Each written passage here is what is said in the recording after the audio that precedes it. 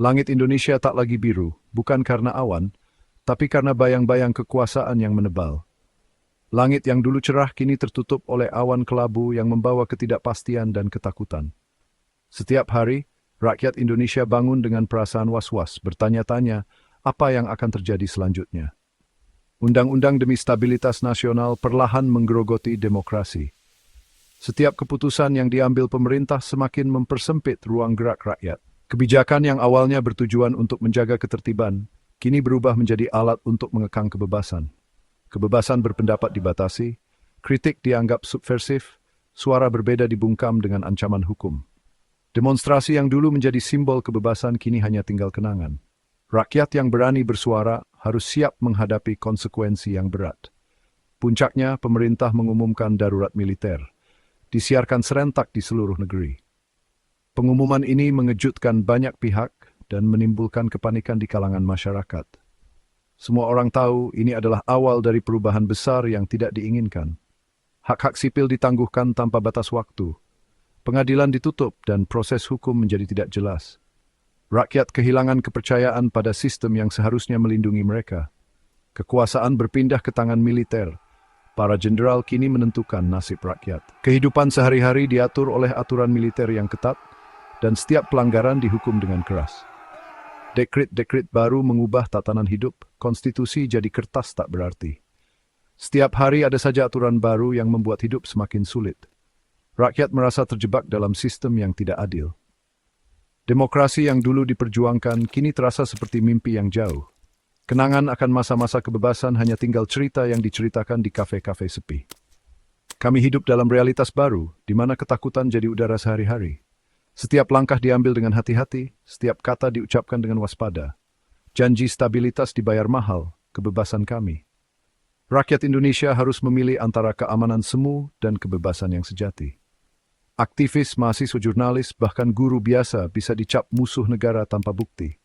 Setiap orang yang berani berbicara kebenaran dianggap sebagai ancaman. Indonesia berubah jadi sangkar raksasa, keheningan dipaksakan di bawah patroli militer. Setiap malam jalanan sepi, hanya ada suara langkah kaki tentara yang berpatroli. Setiap sudut kota diawasi, setiap suara diawasi. Tidak ada lagi privasi, setiap gerakan diawasi dengan ketat. Inilah kisah tentang keheningan yang dipaksakan. Sebuah kisah tentang bangsa yang kehilangan suaranya, dan tentang rakyat yang berjuang untuk mendapatkan kembali kebebasan mereka. Jakarta, kota yang dulu tak pernah tidur, kini terlelap dalam sunyi. Jalanan lengang, hanya truk militer yang melintas. Gedung-gedung tinggi berdiri kaku, lampu kota padam, kehidupan seolah berhenti. Media kritis ditutup, kantor berita disegel, radio dan TV hanya menyiarkan propaganda. Kebenaran jadi barang langka, hanya beredar lewat bisik-bisik. Orang takut bicara, bahkan di rumah sendiri. Tetangga saling curiga, siapa kawan siapa lawan tak jelas. Topik obrolan hanya soal cuaca dan harga sembako. Satu kata salah bisa berujung penangkapan. Acara kumpul-kumpul dilarang, izin dibuat rumit. Jakarta jadi kota terisolasi, setiap individu terkurung dalam dunianya sendiri. Keheningan ini bukan damai, tapi penjara tak terlihat. Jutaan jiwa terkurung dalam ketakutan. Lina, seorang jurnalis muda yang penuh semangat dan idealisme, menjadi korban pertama dari kekejaman rezim militer yang baru berkuasa. Sejak awal, Lina percaya bahwa tugas jurnalis adalah menyuarakan kebenaran, apapun risikonya. Ia tumbuh dengan mimpi besar, membela rakyat kecil lewat tulisan-tulisannya dan menyingkap fakta yang tersembunyi di balik kekuasaan. Ia bekerja di sebuah media independen yang berani, meliput kasus korupsi, pelanggaran HAM, dan isu-isu sensitif yang sering diabaikan media arus utama. Setiap hari, Lina dan rekan-rekannya berjuang menghadirkan berita yang jujur, meski tekanan dan ancaman datang silih berganti. Namun, suatu pagi yang mencekam, tentara bersenjata mendobrak kantor mereka tanpa peringatan. Mereka menyita komputer, kamera, dan semua alat kerja, memutus akses informasi dan membungkam suara para jurnalis. Media tempat Lina bekerja dituduh menyebarkan hoaks dan dianggap ancaman bagi stabilitas negara. Kantor mereka langsung disegel militer, membuat semua aktivitas jurnalistik terhenti seketika. Dalam sekejap, Lina kehilangan pekerjaannya, kehilangan ruang untuk bersuara, dan kehilangan identitasnya sebagai jurnalis. Ia merasa hampa, seolah-olah seluruh perjuangannya sia-sia. Kartu pers yang dulu menjadi kebanggaannya kini tak lagi berarti apa-apa. Semua media menutup pintu untuknya, takut akan ancaman dari penguasa. Lina dicap sebagai pembangkang, dianggap berbahaya, dan tak layak diberi ruang di dunia jurnalistik. Ia dijauhi banyak orang, bahkan teman-teman lamanya. Setiap hari ia hanya bisa menonton berita di televisi yang penuh kebohongan dan propaganda. Lina tahu, di balik layar banyak kisah rakyat yang tak pernah terungkap ke publik. Tangannya selalu gatal ingin menulis, ingin membongkar fakta, tapi ia tak punya lagi platform untuk menyampaikan suara. Setiap ide yang muncul hanya berakhir di buku catatan pribadinya. Kini, Lina hanyalah warga biasa yang dibungkam, hidup dalam frustrasi dan kemarahan. Namun, di dalam hatinya, bara semangat untuk memperjuangkan kebenaran belum pernah padam. Menulis kini menjadi risiko besar, tapi Lina tak bisa berhenti bermimpi tentang kebebasan dan keadilan. Ia percaya suatu hari nanti, kebenaran akan menemukan jalannya. Hukum sipil dicabut, militer berkuasa penuh. Tentara bisa masuk rumah kapan saja, menyita barang, membawa siapa saja tanpa penjelasan. Privasi dan rasa aman hilang. Jam malam ketat, jalanan dikuasai patroli militer. Pelanggar jam malam bisa ditangkap, dipukuli, bahkan ditembak. Orang hilang jadi kenyataan sehari-hari. Keluarga tak pernah tahu nasib mereka. Hukum militer tak kenal kompromi, tindakan kecil bisa dianggap subversif.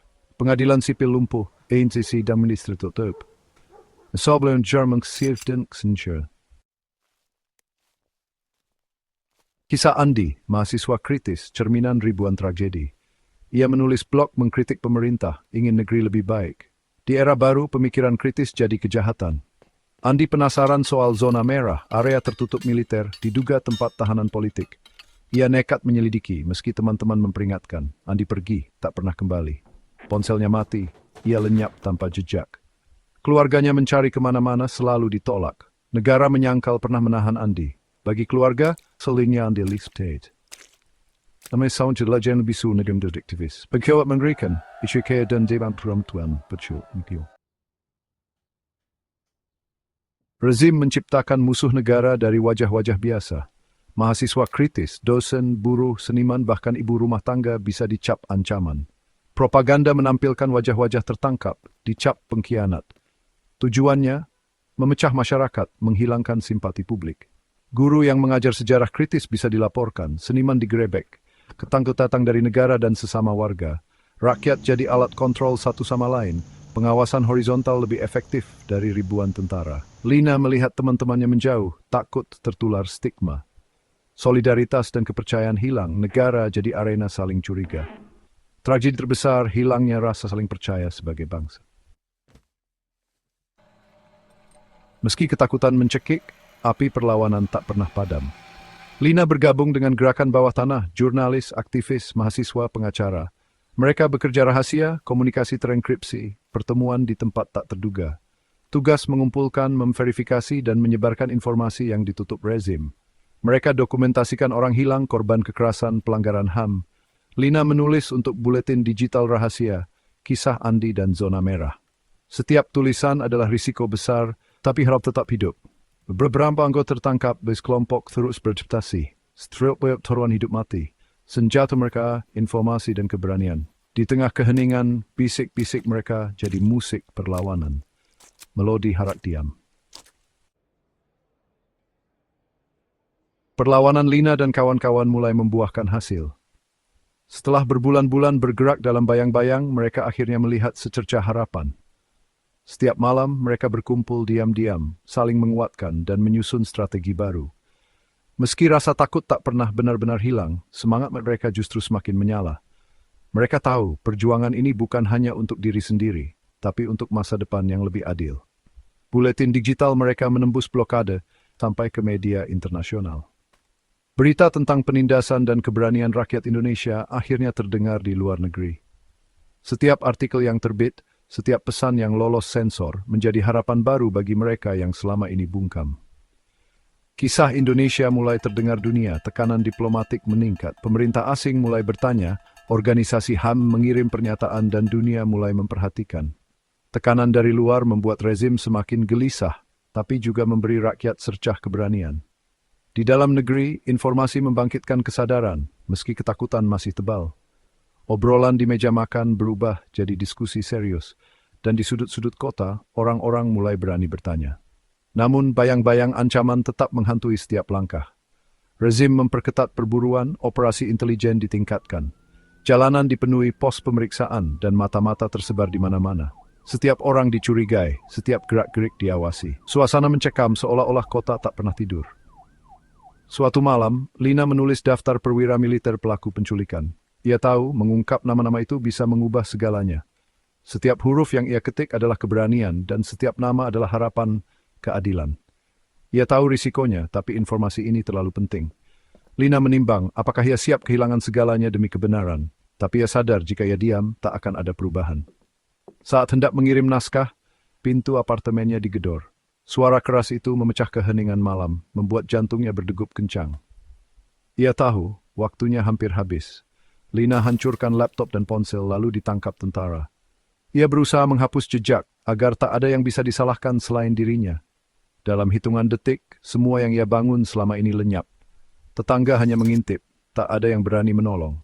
Ketakutan telah membungkam solidaritas dan setiap orang memilih bersembunyi di balik pintu. Saat diseret ke truk militer, Lina tahu ia tak kalah. Ia menatap lurus ke depan, yakin bahwa suaranya akan tetap hidup, meski tubuhnya direnggut paksa.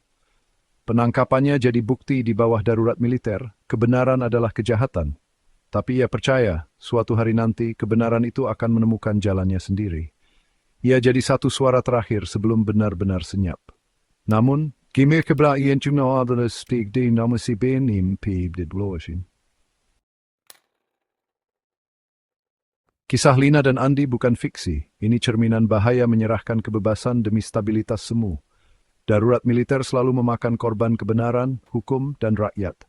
Kekuasaan tanpa pengawasan jadi monster yang memangsa penciptanya. Setiap warga bisa dicap musuh negara hanya karena berbeda pendapat. Rumah tak lagi aman. Nyawa bisa hilang tanpa pertanggungjawaban. Kebebasan adalah hasil perjuangan panjang, harus dijaga. Kisah Lina dan Andi pengingat selalu ada yang rela berkorban demi nilai-nilai kebenaran. Keberanian mereka jadi benih kebebasan baru. Jangan remehkan hak untuk berbicara dan bertanya. Saat hilang, yang tersisa hanya keheningan. Perjuangan menjaga kebebasan adalah tugas kita semua, hari ini dan selamanya.